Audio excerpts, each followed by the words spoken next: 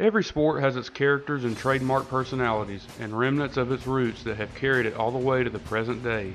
In motorsports, that's no exception. From the very beginning of organized stock car racing in the 1940s, there were a few elite tier that stood head and shoulders above the rest of the crop to give it some relevance. It's essential for the sport to survive, but we're going to advance a couple decades on that aspect to the 1970s and shine the spotlight on Owensboro, Kentucky's own Darrell Waltrip, DW. Buggity, buggity, buggity! Let's go racing, boys! Got any comment? Did you got anything to say? You don't have to get bossy. Yankees are all alike. You don't have to get bossy. Never know what to say. When I got up this morning, they put Tabasco all over my eggs, and man, this red flag couldn't have come at a better time. I got to go to the bathroom. They didn't put quite enough dirt on me. 10 hot. Darrell Waltrip made a name for himself in the Southeast by cutting his teeth and steamrolling through the short track scenes in Nashville, Tennessee and the surrounding areas. He won 2 track championships at Nashville Fairgrounds Speedway, and his success on asphalt snowballed even quicker than most, not just by his driving talent, but by his other major tool that put butts in seats and eyes on the screen, his mouth. A lot of times we're not the fastest, but when the green flag comes out, we go to the front. Joe, how does it feel to be the biggest cheater here today? You know, when it's your turn to win or your track, I guess you're just going to win no matter what. You got a new slogan. What is it? Follow me in Tennessee. Over the time period he was the king of Nashville, he garnered the nickname Jaws, and it fit him perfectly. A lot of people would say he was arrogant, or that he was obnoxious, but one thing is for sure, he backed up his words with trophies, and the short track presidents sure didn't mind, as it did nothing but promote their events and line their pockets to make a living. Darrell's knack for short track racing translated directly to stock car racing's biggest stage, the NASCAR Winston Cup Series. Back then, short tracks were prominent on the schedule and spanned all over the South. One of these still stands today and is fixated on the NASCAR schedule, Martinsville Speedway in Ridgeway, Virginia, founded in 1947. Nicknamed the paperclip and originally sporting a dirt surface, this track is just under half a mile long with tight, brake-wearing corners and long, narrow straightaways acting as drag strips. But the turns are paved with concrete to withstand the wear and tear of the heavy braking and rubber being put down over time. It's evolved just like any other facility over the years, merging 2 separate pit roads on both straightaways to one wrapped around turn 3 to turn 2. Many of the landscaping accents have been removed as well, and of course, many grandstands have been added, as well as lights. But the overall concept is the same. Every car at the start of the race wants to get down to the bottom as quickly as possible, or else a conveyor belt of cars race by them underneath, and they could lose many positions before they get settled in. It's had many classic moments, tempers boiling over, and unforeseen oddities. You know, just like any other short track. But if you manage your brakes and keep your fenders mostly intact, you might find yourself posing with a grandfather clock right for the race. That's right, the trophy is a grandfather clock, and Waltrip has 11 of them. His first 2 victories at Martinsville came in the spring races of 1976 and 78. There's no footage available for these, unfortunately, but it was with the then iconic Diegard Motorsports number 88 Gatorade ride. He led an eye-popping 241 laps in 76 and 310 laps in 78. I think it's safe to say he had this place down pat without much of a learning curve.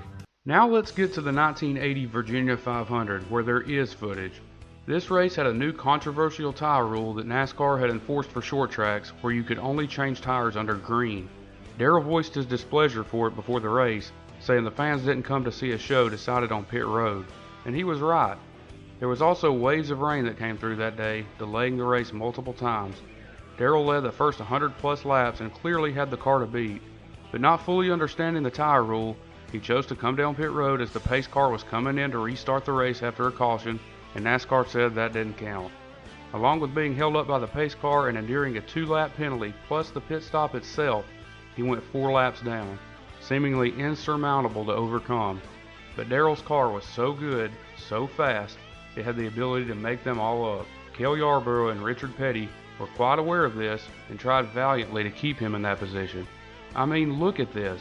This looks like an epic battle for the win with 5 laps to go, but it's to keep Waltrip a lap down. They knew the threat he imposed. Petty ended up having to make an unscheduled pit stop, giving way to Darrell and Benny Parsons, eventually battling for the lead in the closing laps, but it wasn't much of one. DW pulled away and retook control, and with a caution coming out along with a white flag, he cruised to his 3rd win of the paperclip, leading 303 laps despite that atrocious 4-lap penalty. In victory lane, he expressed guilt for nearly ruining the team's day, but the rally from serious adversity was enough to cancel that out. Spanning over the course of the early 80s, Darrell would get a stranglehold on Martinsville, with 3 dominant wins in 4 races, coming in the fall of 81, fall of 82, and spring of 83, leading no less than 149 laps in any of those races. It was abundantly clear he was a top-tier driver in NASCAR's top division and championship material, winning the series crown in 81, 82, and 85. He made the switch to Junior Johnson and the number 11 team in 1981, and the results showed instantly. He never missed a beat. In September 1984, he rolled off the grid 3rd, but his car didn't appear as stout as it had in the past few years. He settled in the middle of the top 10 and was at least half a lap behind the leaders. But this was one of those races where top contenders fell by the wayside. Jeff Bodine started on pole and was the most recent winner of the track. He led much of the opening laps but lost oil pressure and was done for the day. Darrell's teammate Neil Bonnet paced the field for a big chunk of the day, but was overtaken by Harry Gant. Gant's crew had an airgun issue on pit road that set him back, later getting into a fender scuffle with Dale Earnhardt. After that slow pit stop by Gant, Darrell won the race off pit road and never gave the lead back up. He suddenly came to life and was status quo, steamrolling the competition. They adjusted the car to adapt to the track changing later in the day, and it paid off. He would pass Terry Labonte with less than 30 to go to lap the field and get Martinsville win number 7. It would be another 3 years before Darrell would find victory lane again in the small Virginia town. In the midst of the drought, he made the jump to the growing Hendrick Motorsports team, joining Jeff Bodine as a teammate in what would become the dazzling Tide Ride. This is where the ship righted in 1987, and boy did this turn out to be a show. It turned out to be a 3-car battle between Waltrip, Terry Labonte, and Dale Earnhardt. Most battles at the end of a race develop in the closing laps, but these 3 were the class of the field most of the day after pole sitter Jeff Bodine was taken out in someone else's mess. In fact, these 3 were the only ones on the lead lap towards the end. Earnhardt had a flat tire and went a couple laps down early in the day, but got them back by way of restarts. They all held the lead for chunks at a time over the course of the race, but the final showdown was set up by a Ken Schrader and Bobby Allison spin with 6 to go. Earnhardt looked to be cruising to the win until that point, and they all took 4 tires for the 3-lap shootout, putting their cars in the optimal position to win. Earnhardt had won 11 races to this point and would be the champion. Darrell was looking for his first win for Hendrick Motorsports. Terry was looking to maintain his top 5 points position and get win number 2 on the year, ironically in Darrell's former ride. Earnhardt leads them to the green, and they hold position the first 2 laps. On the white flag, Dale pinches Labonte in the wall off turn 2, opening up the bottom for Darrell. From 3rd place, he knows he has one move. He says screw it and bumps Labonte going into turn 3 and slides into Earnhardt, rooting them both out of the way. Darrell sneaks by on the bottom and rides off with the win, much to the chagrin of the other 2. They would go on to meet in the NASCAR Winston Cup hauler, where no driver or team member wants to end up. Neither driver felt like commenting afterwards, and it's hard to blame them. That's just hard short track racing at its best, and Darrell got the last laugh. 1 year later, he began the start of a 3-race winning streak at the paperclip. It was a cool and rainy day, and Darrell was an afterthought going in. The narrative was all about the championship battle, with it being late in the season, and Waltrip started 20th. But in typical DW fashion, he slowly crept up the leaderboard, biding his time and taking care of his equipment. The team took part in a tire test with crew chief Jeff Hammond along with Banjo Matthews, and it was a brand new car they tested and planned to run. He would end up benefiting from good pit stops and cautions to catch him up to the leaders just over 100 laps in. Ricky Rudd would turn out to be his toughest competition on the day, and he would go around him for the lead eventually. It looked like he would sail away with yet another grandfather clock, but a caution would change things late, and Rudd would regain the lead off of pit road. Darrell had to claw his way back to the front again, and did just that as the long run favored his driving style. He once again dealt with Rudd in the 26 car, and luck would be on his side as Rudd's engine gave way in the lead, handing it to Darrell. All he had to do was hold off a valiant effort from a scrappy up-and-coming star, Alan Kulwicki, and the trophy was his. Alan closed a humongous lead and looked to have an outside chance. Add in the fact that Darrell thought he had a right front tire going down and everyone was on pins and needles. But Kulwicki's brakes gave way and it was all Waltrip in the last laps. Just another showcase of Short Track 101 by Jaws himself, and it was far from over. Win number 2 of the streak would come the next year, in April of 1989. This race had Darrell's style of short track racing on full display. Patience was a virtue, taking care of his equipment. After rolling off 10th, he quietly maintained a top 10 position in the opening laps, but not too long after, his car seemed to launch into another gear, and he was passing contenders like they were on 7 cylinders. He worked his way to the bumper of his Hendrick teammate and leader Jeff Bodine and filled up his rearview mirror, but Bodine wouldn't give it up, even clearly holding up the field as more leaders drew in. Darrell understood it was still very early in the race and paced himself, not making an aggressive move that would put either of them in jeopardy. However, a pileup in turn 4 after over 100 laps finally brought out the first caution, trapping Bodine with nowhere to go. He tried wedging between the cars of Harry Gant and Chad Little, but scraped up both sides of his car in the process, taking him out of contention. Darrell and the rest of the leaders scurried by without contact. On the next run, Darrell oddly dropped off, falling back to 5th and settling. The car didn't work well with the tire stacker set up, and it made the car loose, but after another caution, he would begin to work his way up again. He kept maintaining a top 5 run, but things would change midway through the race. For whatever reason, he was about the only lead lap car to pit, putting him on fresher tires than everyone else. On the next caution, everyone else made their stops, putting DW in the catbird seat. As the run went on, Dale Earnhardt would lurk behind him for a while. Waltrip was able to keep him at bay. Eventually, Earnhardt cranked up the pressure and got by on the outside. An alarming move. Darrell saw that the car had reached its limit that run and went ahead and ducked onto pit road. They changed right side tires, coming out in front of Earnhardt and staying on the lead lap. Dale proceeded to make his stop, encountering the Tide crew, but the Flying Aces made a major mistake. The air gun failed on the left rear, only being able to change one tire on Earnhardt's car. This made him a sitting duck, and once the two met again on the track, it wasn't much of a battle.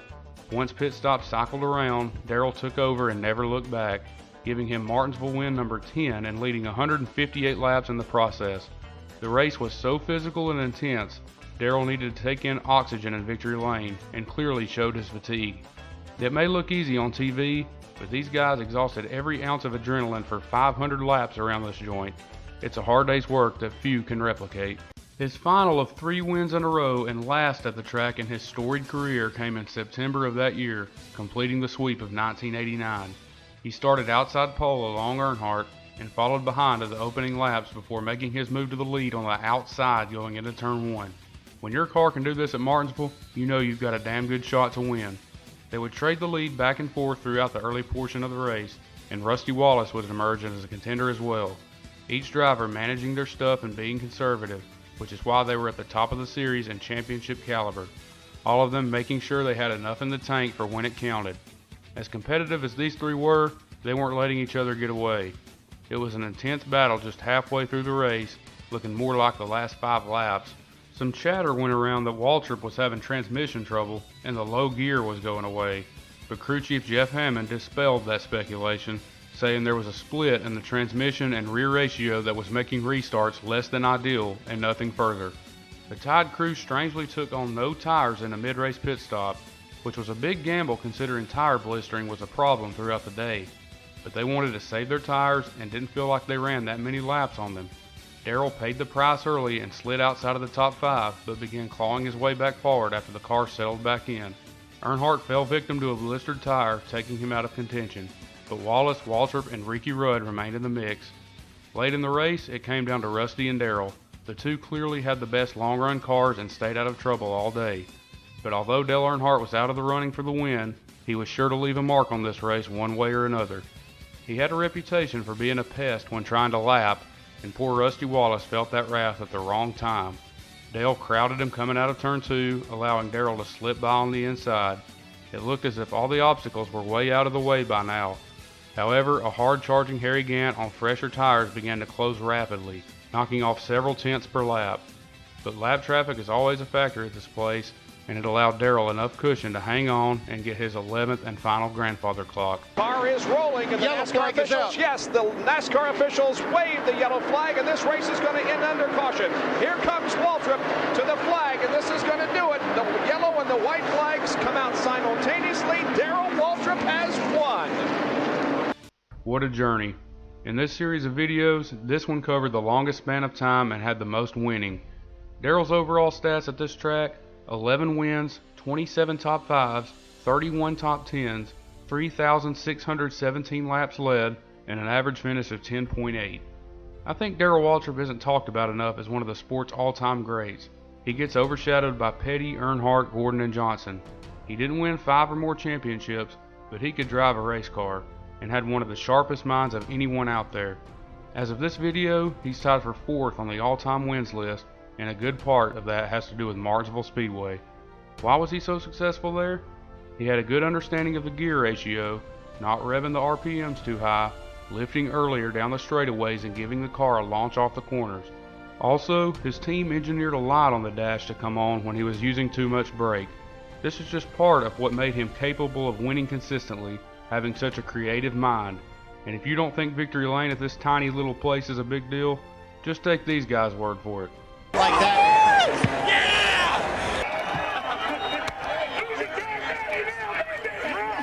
His entire crew obviously is here. I wanted that grandfather clock ever since I was a little boy, and I got it today. The next decade of Darrell's career was forgettable to say the least, but Father Time is undefeated, and he just had bad run-ins with sponsors that ripped him off and failed at trying to operate an independent team. He had a violent crash in 1995 which took a lot out of him as well. His retirement tour in 2000 was tumultuous, but no one focused on his results, more so appreciating all the years he gave that's etched in the history books. We all know he went on to become a broadcaster on Fox for nearly 20 years and made himself an icon in that regard as well. The longevity he displayed is remarkable, both on and off the track. If you ever see him around Franklin, Tennessee or his hometown of Owensboro, let him know how much he did for NASCAR. It would mean the world to him. Well, that's it for this video, y'all. Hope you enjoyed it, and be sure to like and subscribe like your life depends on it. This has been a Platinum Paradise video.